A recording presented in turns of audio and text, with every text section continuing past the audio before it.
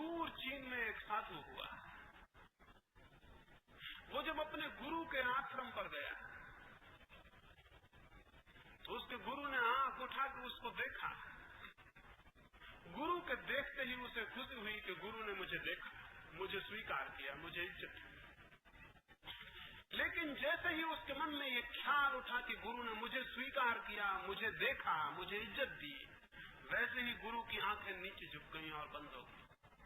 उसके 3 वर्ष तक गुरु ने फिर आंख उठा के नहीं देखा। वो बहुत हैरान हुआ कि मुझसे क्या भूल हो गई। उसने अपने किसी मित्र साधु को पूछा कि मुझसे क्या भूल हो गई। गुरु ने मुझे देखा था, मैं प्रसन्न हुआ।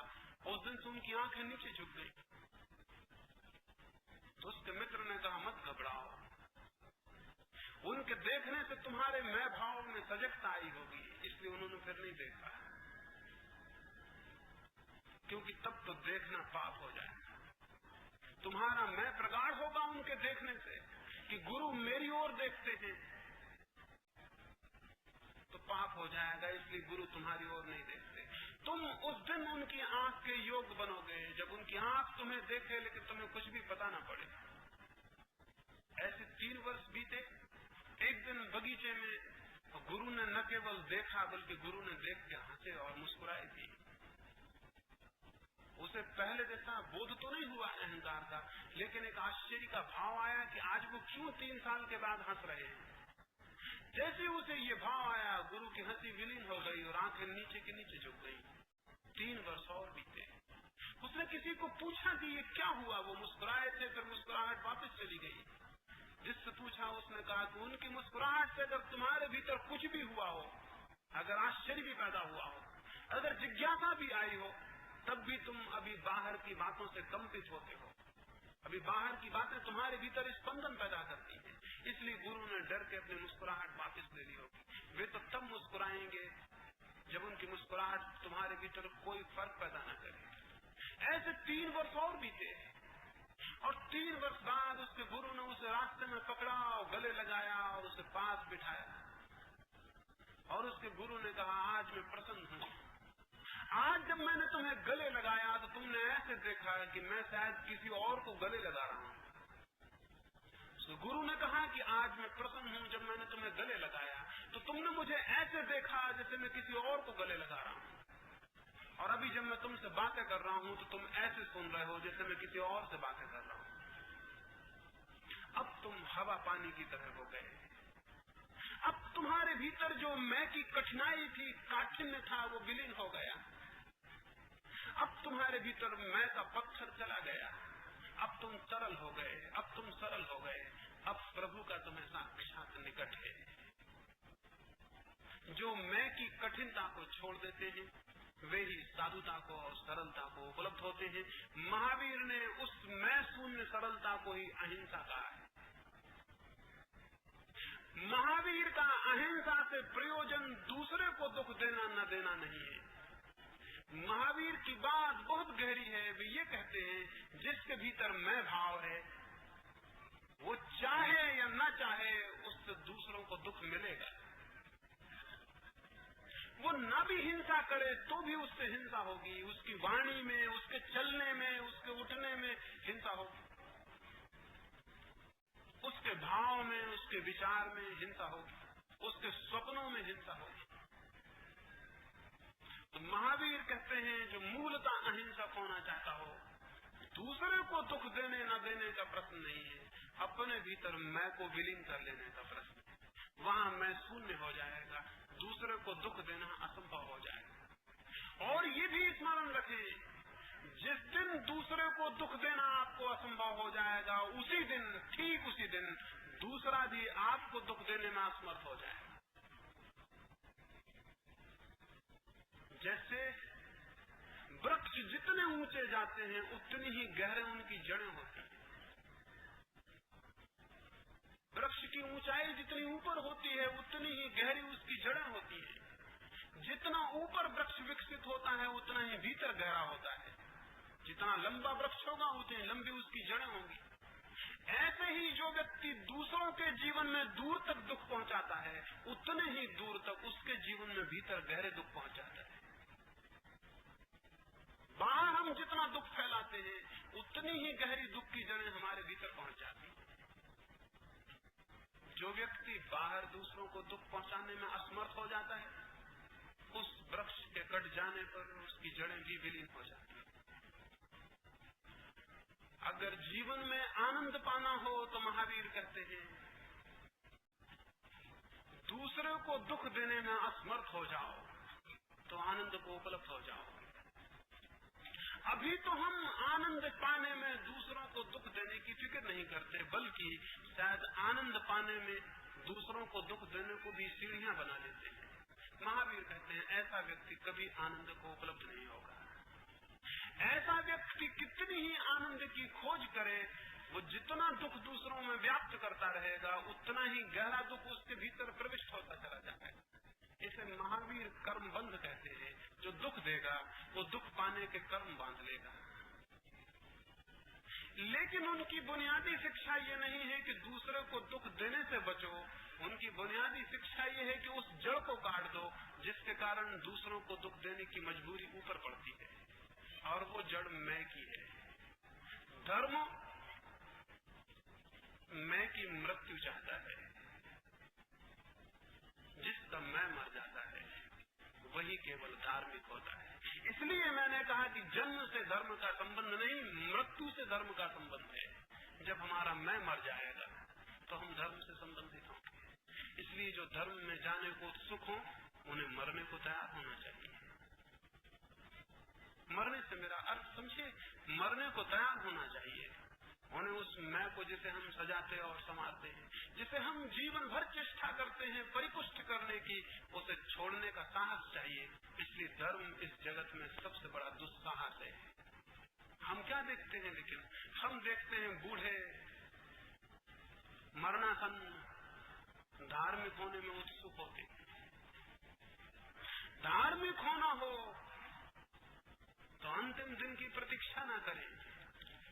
धार्मिक होना हो तो जब शक्तियां परिपूर्ण हो और जब जीवन ऊर्जा से भरा हो और जब कुछ दुस्साहस करने का सामर्थ्य हो, तब खून पड़े। इसमें भी महावीर ने क्रांति की। पुराना धर्म ये कहता था कि धर्म अंतिम चरण है जीवन का। 4 आश्रमों में विभक्त है जीवन। 3 आश्रम व्यतीत करो, चतुर्थ आश्रम में जब सब जीवन विलीन हो जाए तब वृद्धावस्था में धर्म की साधना करो। महावीर ने इसमें भी क्रांति की और महावीर ने कहा कि धर्म की साधना करनी है तो जब युवा हो, जब सारा बल और पराक्रम साथ है, सारा वीर और ओज साथ है, तब संलग्न हो जाओ। धर्म बुढ़ापे की दवा नहीं है, धर्म युवा होने का दुस्साहस है। इसलिए स्मरण रखें, शक्ति के क्षीण होने की प्रतीक्षा न करें। धर्म मर्तों का सांत्वना और आश्वासन नहीं है, धर्म जीवितों की दुस्साहस पूर्ण साधना है। जब शक्ति और ऊर्जा मालूम हो, जितनी मालूम हो, उसके क्षीण होने की प्रतीक्षा न करें, उसे संलग्न करें, उसे उपाय में लगाएं, उसे संयोजित करें और जीवन को अनुशासित बनाएं। तो संभावना हो सकती है कि एक दिन क्रमशः अपने मैं भाव पर चोट करते करते मैं विलीन हो जाए। सतत जागरूक रहकर अपनी समस्त क्रियाओं में ये बोध रखते हुए कि मेरा मैं तो काम नहीं कर रहा है, मेरा अहंकार तो काम नहीं कर रहा है, मेरी अहंता तो पुष्ट नहीं हो रही है। जो ऐसी विवेक और अप्रमत्तता को साधता है, वो धीरे धीरे मैं की बदलियों को मुक्त, उनको विसर्जित करने में समर्थ हो जाता है। और तब उसे उस सूरज का बोध होता है जिसे हम धर्म कहते हैं।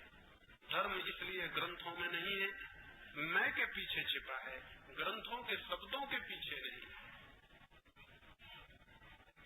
धर्म महापुरुषों की वाणी में नहीं छिपा है, अपने ही मैं की ओट में छिपा है।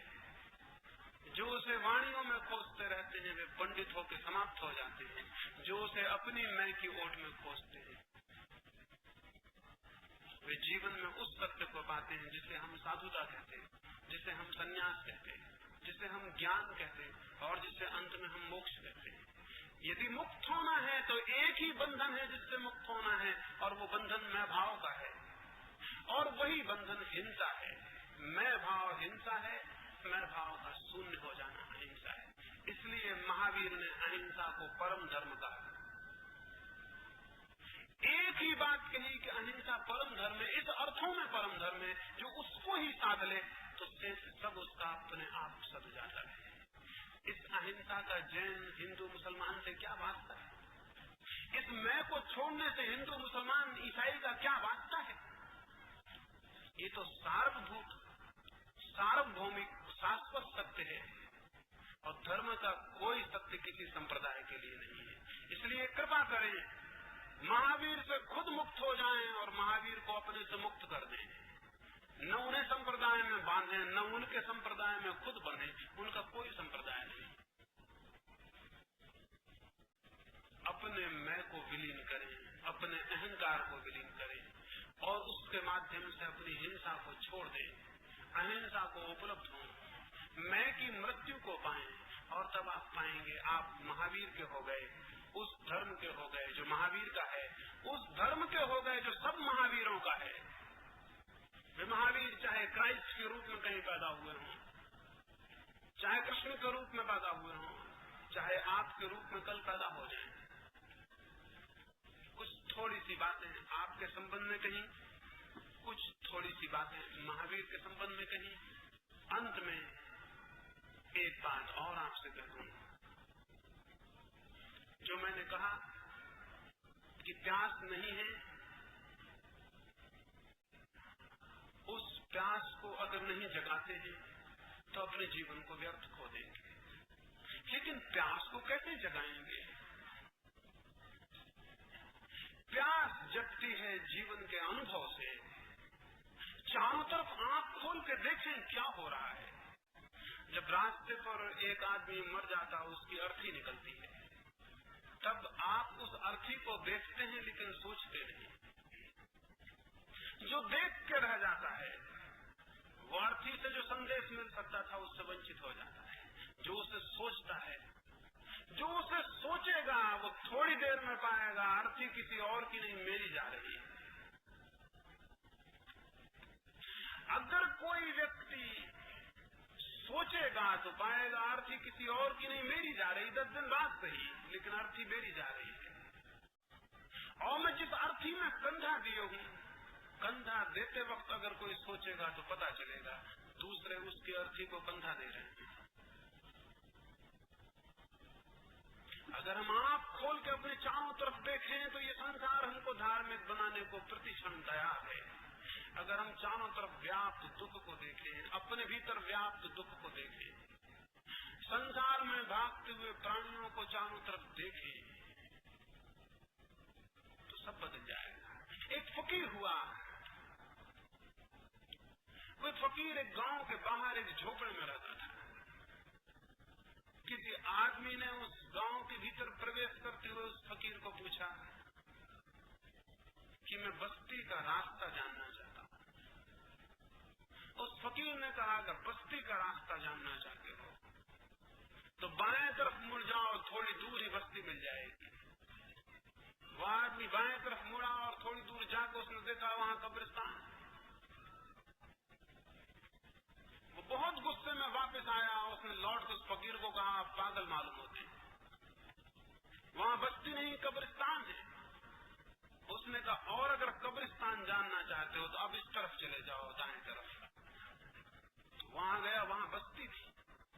सांझ को लौटा, उसने कहा आप पहेलियां बुझाते हैं। उस फकीर ने कहा हमने तो जैसा जाना वैसा कहते।